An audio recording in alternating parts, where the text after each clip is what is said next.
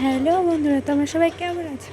তো আজকে আমি বানাতে চলেছি আলুর পরোটা। তার জন্য আলু সেদ্ধ করে কেটে নিয়েছি। এরপর কড়াইয়ে সামান্য পরিমাণ তেল দিয়ে জিরে ফোড়নের জন্য দিয়ে দিলাম।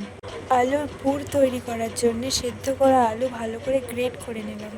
এরপর কড়াইয়ে কারি পাতা দিয়ে পেঁয়াজ কুচি দিয়ে ভালো করে সামান্য আঁচে ভেজে নিতে হবে। এরপর সামান্য আঁচে পেঁয়াজগুলিকে লাল লাল করে ভেজে নিতে হবে। এরপর কুচনো আদা এর মধ্যে দিয়ে দিতে হবে।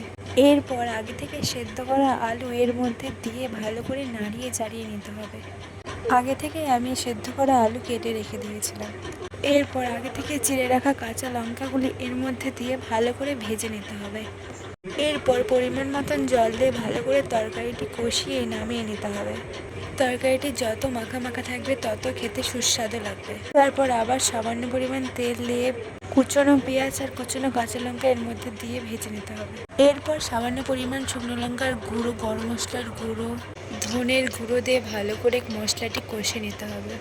হালকা আঁচে এটা ভাজতে হবে যাতে লেগে যেন না যায়। আগে থেকে আলু সেদ্ধ করে গ্রেট করে রেখেছিলাম, এটা এখন এর মধ্যে দিয়ে দিলাম। তারপরে এর মধ্যে আদা রসুন বাটা দিয়ে ভালো করে ভেজে নিয়ে নামিয়ে নিতে হবে।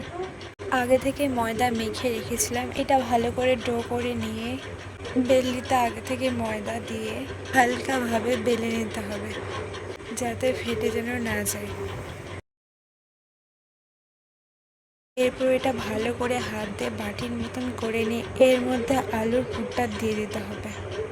আলুর পুর বেশি দিলে চলবে না, সামান্য পরিমাণে দিয়ে দিলেই হবে, আর তো বেলতে গেলে এটা ফেটেও যেতে পারে। আমি ভালো করে মুখটা বন্ধ করে দিচ্ছি যাতে ফেটে যেন না যায়। প্রথমে এটা বেললে চলবে না, সবার প্রথমে এটা হাত দিয়ে আস্তে আস্তে গোল করে নিতে হবে, নয়তো পুর ফেটে বাইরে বের হয়ে আসার সম্ভাবনা আছে। এরপরে এটা হালকাভাবে আস্তে আস্তে বেলে নিতে হবে এপাশ ওপাশ।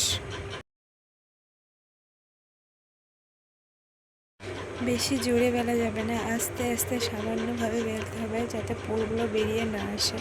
এরপর পরোটাটা আমি প্রথমে সেঁকে নেব। দুই পাশে সেঁকা হয়ে গেছে, এরপর আমি এখানে সামান্য পরিমাণে তেল দিয়ে পরোটাটা ভেজে নেব। দেখো পরোটাটা কত সুন্দর ফুলে উঠেছে। এরপর পরোটাটা আমি তুলে নেব। আলুর পরোটা আর আলুর তরকারি কত সুন্দর লাগছে দেখতে, দেখে জিভে জল চলে যাচ্ছে। তোমরা একবার হলেও বাড়িতে ট্রাই করো। খুব সুন্দর সহজ রেসিপি, বেশি ঝামেলা ছাড়াই খুব সুন্দর একটা রেসিপি। সকালের জলখাবার বা সন্ধ্যার জলখাবারের জন্য এটা বেস্ট খাবার। আলুর পরোটা একবার খেলে মুখে লাগিয়ে থাকবে। তো আজকের মতো এখানেই। তোমাদের যদি ভিডিওটা ভালো লাগে লাইক কমেন্ট সাবস্ক্রাইব করে যেও।